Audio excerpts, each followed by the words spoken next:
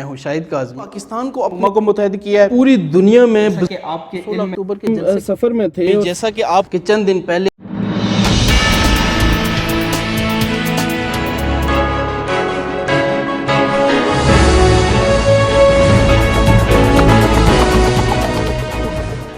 میرے دیکھنے اور سننے والوں کو السلام علیکم۔ ناظرین، اس ویلاگ کے ساتھ میں ہوں شاہد کاظمی۔ ہم اپنے ارد گرد سیاست کی راہداریوں کے اندر اگر تلاش کرنے کی کوشش کریں کہ عوام کا حقیقی لیڈر کون ہے تو ہم یقینی طور پہ ناکام رہتے ہیں، کیونکہ اس وقت ہمارے پاکستان کے اندر اگر آپ دیکھیں تو صرف ایک سیاست کی مثال اگر آپ سامنے رکھیں تو سیاست کے ایوانوں کے اندر آپ کو سیاستدان تو بہت سارے نظر آتے ہیں، لیکن آپ کو لیڈر کوئی نہیں نظر آتا، رہنما کوئی نظر نہیں آتا۔ اسی طرح آپ اس مثال کو تھوڑا سا اگر ایکسپینڈ کرنے کی کوشش کریں تو آپ زندگی کے ہر شعبے کے اندر اگر جاننے کی یہ کوشش کریں کہ تمام شعبہ جات زندگی کے اندر لیڈرشپ کی کوالٹیز کیا ہیں، رہنما کون ہے، ایسا سرکردہ رہنما یا سرکردہ رہنما کے اصول کیا ہیں کہ جس کی بنیاد پہ ہم کہہ سکیں گے فلاں شخصیت لیڈرشپ کی مکمل کوالٹیز رکھتی ہے، مکمل خصوصیات ایسی رکھتی ہے کہ وہ نہ صرف عوام کو لیڈ کر سکتی ہے بلکہ زندگی کے کسی بھی شعبے میں اگر موجود ہے تو وہ وہاں پہ موجود لوگوں کو لیڈ کرنے کی مکمل طور پر صلاحیت رکھتی ہے۔ ہمارے ہاں لیڈرشپ کی کوالٹیز کے اندر ہمارے نبی آخر الزمان صلی اللہ علیہ وآلہ وسلم کی مثال ہمارے سامنے موجود ہے کہ کس طرح انہوں نے مختلف مواقع کے اوپر اپنی لیڈرشپ نہ صرف ثابت کی بلکہ ہر جگہ پہ ہمیں عملی نمونہ نظر آتا ہے۔ کہیں پہ بھوکوں کو کھانا کھلایا جا رہا ہے، کہیں پہ وہ اپنے اوپر کوڑا کرکٹ پھینکنے والوں کو معاف کر رہے ہیں، کہیں پہ اپنے پیٹ کے اوپر پتھر باندھ کے خندق کھود رہے ہیں۔ یہ لیڈرشپ کی بنیادی طور پہ کچھ خصوصیات ایسی ہیں کہ اگر ہمیں اولین مثال اگر لینی ہو مسلم امہ کو تو لیڈرشپ کے حوالے سے اس سے بہتر مثال لیڈرشپ کی نہیں ہو سکتی۔ اور لیڈرشپ کی بنیادی خصوصیات سے یہی چیز ہمارے سامنے آتی ہے کہ لیڈرشپ وہی ہوتی ہے کہ جو سختی، مشکلات اپنے اوپر برداشت کرنے کی عادت اپنا لیتی ہے۔ ایسا شخص، ایسا گروہ، ایسی جماعت کبھی خود کو لیڈرشپ کے اندر نہیں گردان سکتی جو مشکلات سہنے کی عادت نہ ہو اور آسانیوں کو اپنا راستہ بنانے کی کوشش میں رہتے ہوں۔ اسی طرح کچھ آگے بڑھیں، آپ ٹیپو سلطان کی مثال لیجئے۔ بہت ایک مشہور ضرب المثل ہے کہ شیر کی ایک دن کی زندگی گیدڑ کی 100 سالہ زندگی سے بہتر ہے۔ اب ٹیپو سلطان نے جب یہ کہا کہ شیر کی ایک دن کی زندگی گیدڑ کی 100 سالہ زندگی سے بہتر ہے تو وہ کسی محل کے اندر بیٹھ کے نہیں کہا، کسی خندق کے اندر بیٹھ کے نہیں کہا، کسی بلاسٹ پروف، بم پروف کمرے کے اندر بیٹھ کے نہیں کہا، بلکہ آپ دیکھیں کہ ٹیپو سلطان جب یہ کہہ رہے ہیں کہ شیر کی ایک دن کی زندگی گیدڑ کی 100 سالہ سے زندگی سے بہتر ہے تو وہیں پہ وہ میدان عمل میں نظر آتے ہیں۔ اپنے اندر غداروں کی موجودگی کے باوجود وہ لیڈرشپ کی کوالٹیز کو سامنے لاتے ہوئے میدان میں لڑتے ہوئے جام شہادت نوش کرتے ہیں۔ اور اس لیڈر کی کیا خصوصیات ہوگی، اس لیڈر کا مرتبہ کیا ہوگا کہ جس کے شہید ہو جانے کے بعد بھی مخالف فوج اس کے پاس جانے سے کتراتے رہی۔ کچھ ایسی ہی مثال لیڈرشپ کی ہمیں ماؤ زیدونگ کے اندر کی ملتی ہے، چین کے بانی رہنما کے اندر ملتی ہے کہ ان کے بارے میں ایک کوالٹی، ان کی خصوصیت ایک مشہور ہے کہ وہ سخت سردی کے اندر تیر کر دریا پار کرتے تھے، یخ بستہ دریا پار کرتے تھے سخت سردی کے اندر۔ اس کے علاوہ ایک اور خصوصیت ان کی بہت زیادہ مشہور ہے کہ ماؤ زیدونگ مکمل طور پہ انگریزی زبان مکمل طور پہ جانتے تھے، لیکن وہ اپنے ملک کے لیے اس قدر بڑے لیڈر تھے اور قوم کے لیے اتنے بڑے رہنما بن کے ابھرے کہ وہ چینی زبان کے علاوہ کسی زبان میں بات نہیں کرتے تھے۔ اور حیرت کی بات یہ ہے کہ ان کو اگر انگلش کے اندر جو زبان وہ سمجھتے بھی تھے کوئی لطیفہ بھی سنایا جاتا تو وہ ہنستے اس وقت اس لطیفے کے اوپر تھے جب وہی لطیفہ ان کو انگلش سے چینی زبان کے اندر ٹرانسلیٹ کر کے سنایا جاتا۔ قائد اعظم محمد علی جناح کی مثال ہمارے سامنے ہے کہ ایک انگریزی زبان میں پڑھا ہوا بندہ، انگلینڈ کے اندر تعلیم یافتہ انسان جب برصغیر پاک و ہند میں ضرورت کے تحت واپس آتا ہے، برصغیر کے مسلمانوں کو پکارتے ہیں، علامہ اقبال کے تھرو جب ان کو واپس لایا جاتا ہے، وہ لیڈرشپ کی کوالٹیز ان کے اندر ابھر کے ایسے سامنے آئیں اور ہمیں پتہ چلتا ہے کہ حقیقی لیڈر اور رہنما کون ہوتا ہے۔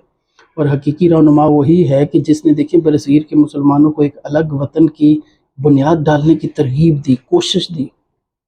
لیکن اس میں وہ خود اولین فہرست میں ہمیں نظر آتے ہیں،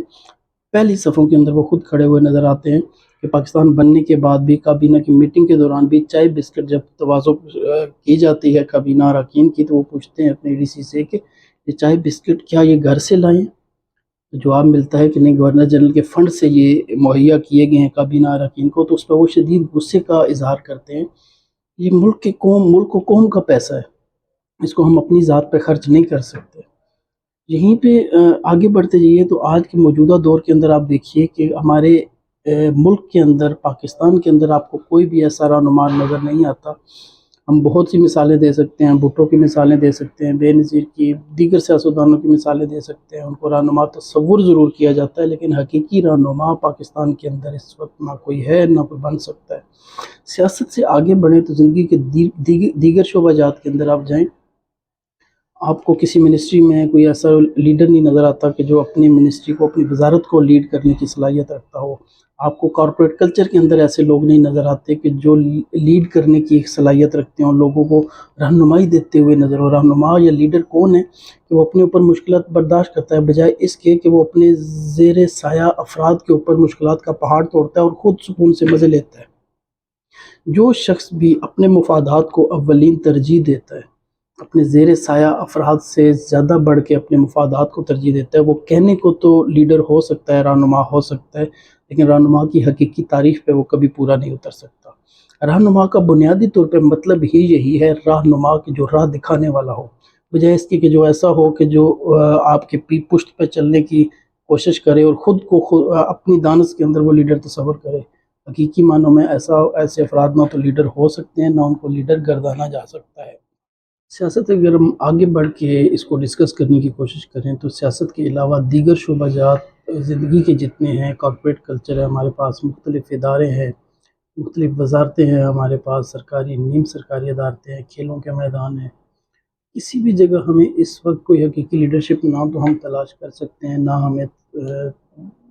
تلاش کی صورت میں بھی کہیں پہ نظر آتی ہے۔ اس کی سب سے بنیادی وجہ یہ ہے کہ ہم اپنے اندر سے لیڈرشپ خود نہیں نکالنا چاہتے۔ ہمارے دلوں میں، ہماری روح کے اندر لیڈرشپ کی جو کوالٹیز ہیں، ہم اس کو بحث و مباحثے کا حصہ تو بناتے ہیں، لیکن اس لیڈرشپ کی کوالٹیز پہ ہم خود پورا اترنے کی کوشش نہیں کرتے۔ ہم دوسروں سے ایکسپیکٹیشن کرتے ہیں، لیکن ہم خود رہنما نہیں بننا چاہتے، دوسروں کو راستہ نہیں دکھانا چاہتے۔ کارپوریٹ کلچر کی مثال آپ سامنے رکھیں، جہاں پہ جس کا اختیار ہے وہ اپنے زیر تسلط افراد کو دبانے کی ضرور کوشش کرتا ہے، بجائے ان کی ان کو نئی راہ دکھائے۔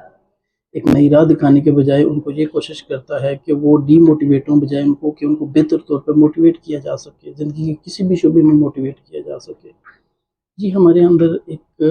المیہ ہے، لمحہ فکریہ ہے ہمارے لیے کہ ہم دوسروں کے اندر تو رہنما تلاش کرتے ہیں، لیکن خود رہنما بننے کی کوشش نہیں کرتے کہ ہم سے جڑے دیگر لوگ جو ہیں وہ ہمارے اوپر ڈیپینڈنٹ ہوں، وہ ہم سے راستہ تلاش کریں، ہماری مدد سے راستہ تلاش کریں۔ لیڈرشپ کی بنیادی کوالٹی ہی یہی ہوتی ہے۔ لیڈرشپ راستے کی مشکلات نہیں دیکھتا، وہ مشکل راستے پہ سب سے پہلے خود چلتا ہے اور پھر اپنے پیچھے آنے والوں کے لیے آسانیاں پیدا کرتا ہے، اپنے پیچھے آنے والوں کے لیے ایسے آسانیاں پیدا کرنے کی کوشش کرتا ہے کہ جو اس کے ہم سفر لوگ ہیں، اس کے ساتھ چلنے والے ہیں، اس کو دل سے رہنما تسلیم کریں۔ دل سے رہنما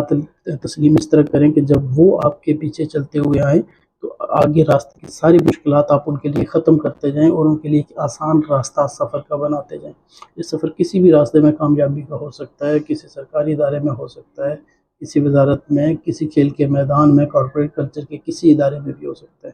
اس کے بجائے جو پاکستان میں اس وقت رویہ اس وقت ہمیں نظر آتا ہے وہ یہی ہے کہ یہاں پہ اختیار، طاقت دونوں کو اپنے زیر سایہ افراد کو دبانے کے لیے استعمال کیا جاتا ہے، بجائے اس کے کہ ان کے اندر کی لیڈرشپ کوالٹیز ابھاری جائیں اور خود رہنما بنا جائے۔ جو بندہ رہنما بننے کی صلاحیت رکھتا ہے وہ بنیادی طور پر تاریخ کے داروں کے اندر زندہ رہ جاتا ہے۔ تاریخ کبھی اس کو بھولتی نہیں ہے کہ اس کی وجہ سے کتنے لوگوں کے لیے آسانیاں پیدا ہوئیں، کتنے لوگوں کی مشکلات ختم ہوئی اور کتنے لوگوں کے مسائل ختم ہوئے۔ جو لوگ صرف اپنے مفادات کو ترجیح دیتے ہیں، وہ تاریخ تو کیا لوگوں کے دلوں میں بھی کبھی یاد نہیں رہ سکتے۔ ایسے افراد معاشرے میں جب تک موجود رہتے ہیں اپنے مفادات کو ترجیح دیتے رہتے ہیں، ان کا نام رہتا ہے، جیسے ہی وہ معاشرے کی نظروں سے اوجھل ہوتے ہیں ان کا نام بھی کوئی نہیں لیتا۔ حقیقی رہنما وہی بنتا ہے کہ جو معاشرے میں رہتے ہوئے بھی اپنا وقار، اپنا مقام قائم رکھتا ہے، اور جب معاشرے سے اوجھل ہو جائے، نظروں سے، لوگوں کی نظروں سے اوجھل ہو جاتا ہے تو اس وقت بھی لوگ اس کو دل سے یاد رکھتے ہیں، اور وہی حقیقی رہنما ہوتا ہے۔ اگر آپ کو یہ ویلاگ اچھا لگے اس ویلاگ کو شیئر کیجیے گا، لائک کیجیے گا اور چینل کو سبسکرائب کرنا بالکل نہیں بھولیے گا۔ اللہ حافظ۔